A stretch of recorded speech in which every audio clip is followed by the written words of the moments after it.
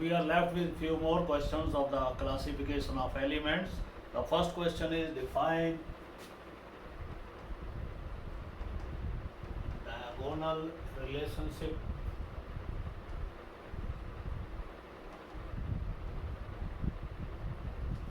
Give its cause and consequences. Answer is diagonal relationship.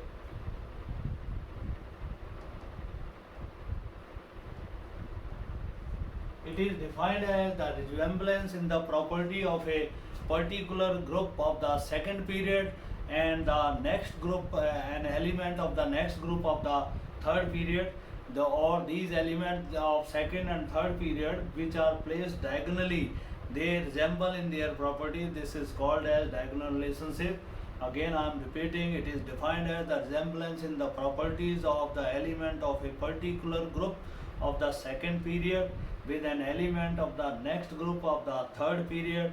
It is due to the similar sizes. When we move top to bottom, size increases. When we go left to right, size decreases, we know. But when we move diagonally, the size almost remains same.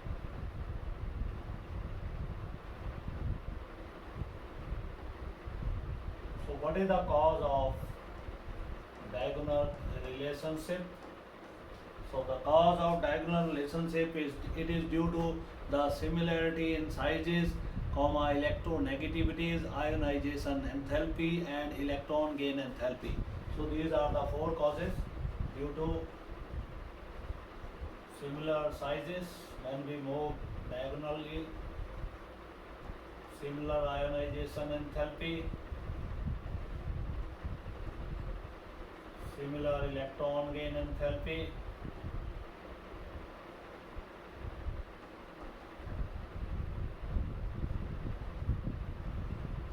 similar electronegativity.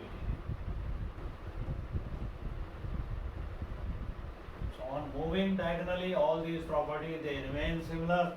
They are determining the properties of the element. That's why the elements which are placed diagonally they resemble in properties. We have these are the elements of second period, Liebig, Canofni. Then we have third period, Namji, Alcippus, Calagan. So lithium resembles with magnesium, beryllium resembles with aluminium, boron resembles with silicon, carbon resembles with your phosphorus. So we have the resemblance, and later on these resemblance they decrease.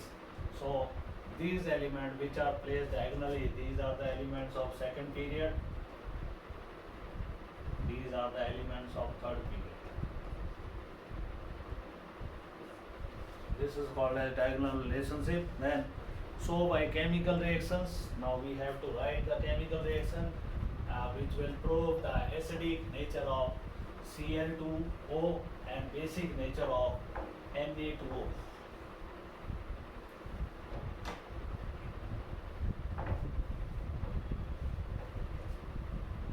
So this is our second question of this lecture. Prove by reactions that sodium monoxide is basic while Cl2O is acidic in nature.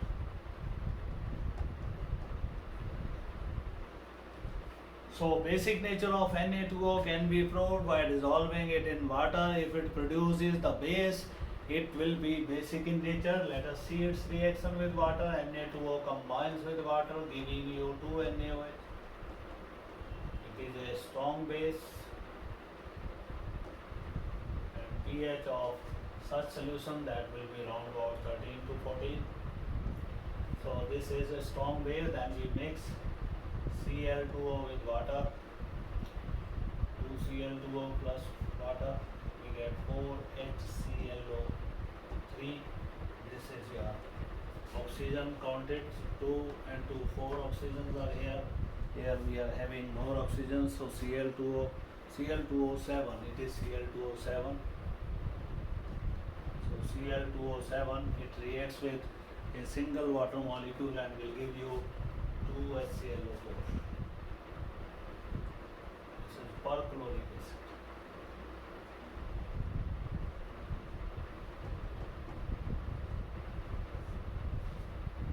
So these two oxides, we have proved their nature. Cl2O7, it is acidic oxide, while your Na2O is a basic oxide. Similarly, Cl2O, Cl2O4, they are all acidic oxides. Now we have next question: what are super heavy elements?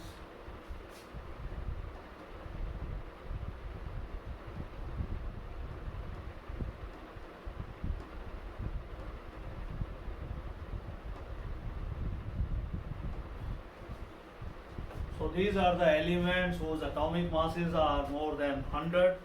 They are nuclear charge, that is more than 100.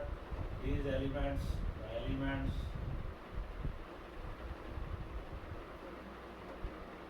with atomic number more than 100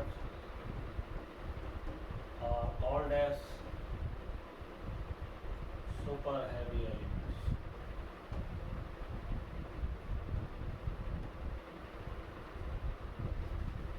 All elements whose atomic mass, atomic number is more than 100, they are called as super heavy element, because these elements, they have high densities, because they possess high densities.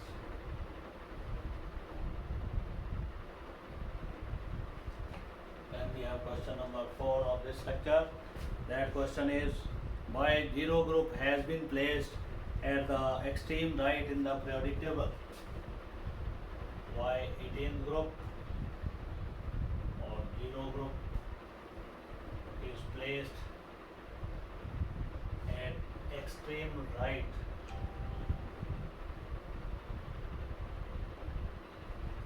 in the periodic table? Answer is: during filling of electrons are first added to the S subcell, then to P subcell. So the elements which are present on the left hand side, in those elements, electrons are filled in the S subcell. When we move from left to right side, the p orbitals, they got filled. Since in these elements last electron enters into p subcell, so they automatically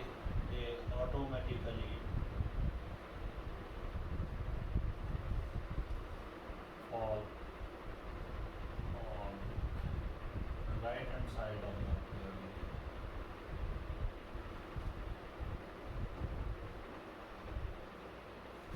And on left hand side, S block is S orbitals, S subcell is filled up. Then as we move to the right hand side, the p subcell, that is to be filled up. And since in these elements last electron enters in the p subcell, which get completely filled by gaining that electron, that's why these elements, they come on the right hand side of the periodic table. Then we have the question: we have to name the elements with high atomic number. Atomic numbers are more than 104. How to name these elements?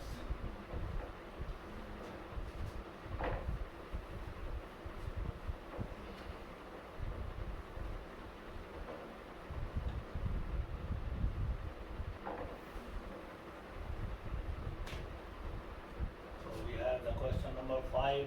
Name the elements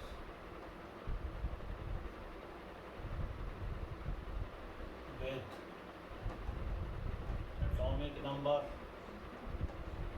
122, 127, 135 and 139. So for 1 we are using un, for 2 we are using by, again by IUM. This is un by IUM. So it is symbol will be UBB. Then we have 1 to 7, it is un by septium. Or its symbol will be UBS. Then we have 135, it will be un tripentium. So its symbol will be UEP. Then we have 139, it will be un trienium.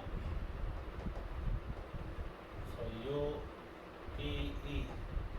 So these are the names of the elements according to nomenclature method.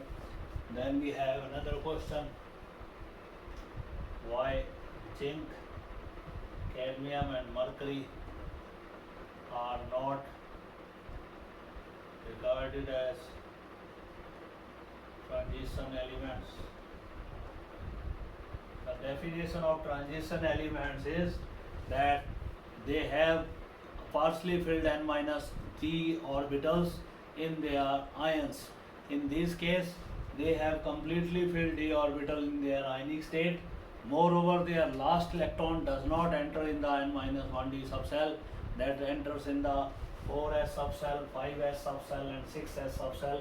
That's why due to these two reasons they are not regarded as transition element, although they are kept along with transition element. Since their property they resemble to the transition element, that's why they are kept along with transition elements. Due to their similar properties to that of transition element, they are kept along with the transition elements. Then we have the question number 6 of this lecture. Question number 7 rather. What is that question? How much energy in kilojoule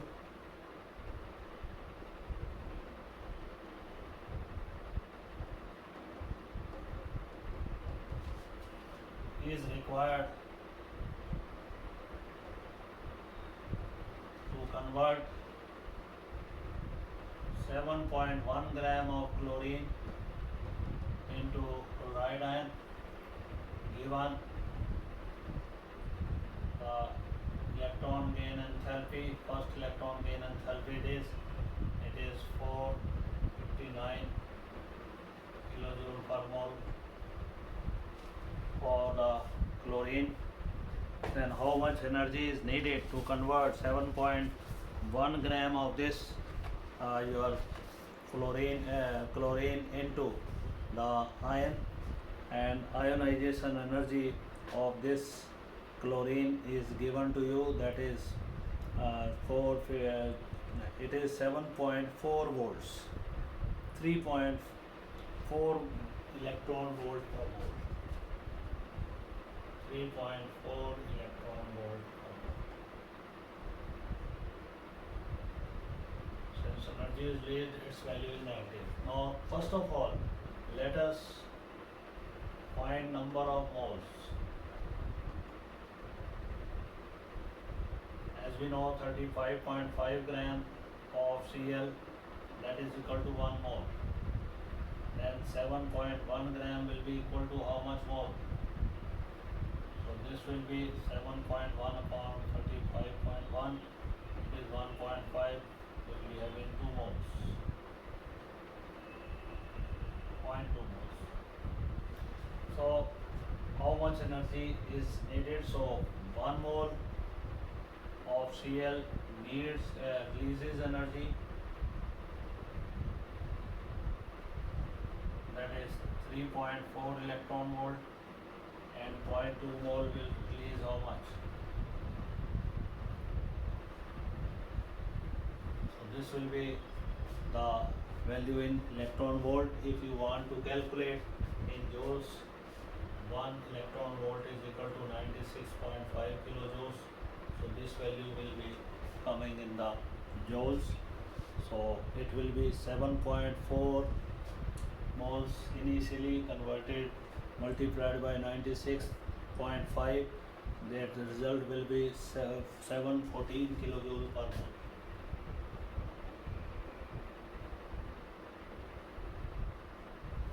So this is a problem which is related to electron gain enthalpy.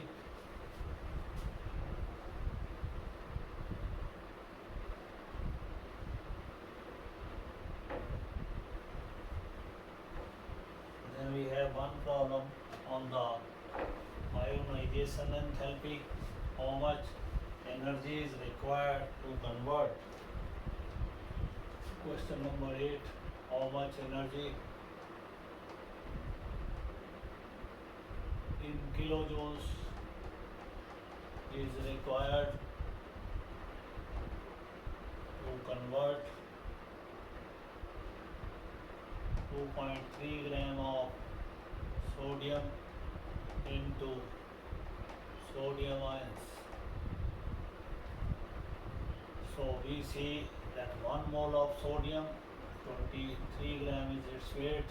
It requires energy even if we are given with the value. Let us see that value. How much energy it is? 495 kilojoules. That is needed to convert it into Na positive in the gaseous form, and 1 electron is released. So we can follow unitary method. 23 gram of sodium requires energy, that is 495 kilojoule per mole. 1 will be needing, 2.3 will be needing how much? So it is divided by 10, you will be having 49.5 kilojoules of energy per mole. 49.5 kilojoules of energy will be required to convert 2.3 moles of the sodium into the sodium positive ion. So these are the problems which are related to your ionization enthalpy and electron gain enthalpy. So this is all about our unit, that is classification and periodicity of the elements. Then next we'll be starting with the chemical bonding, that is the 4th unit of the 11th class. Thank you very much.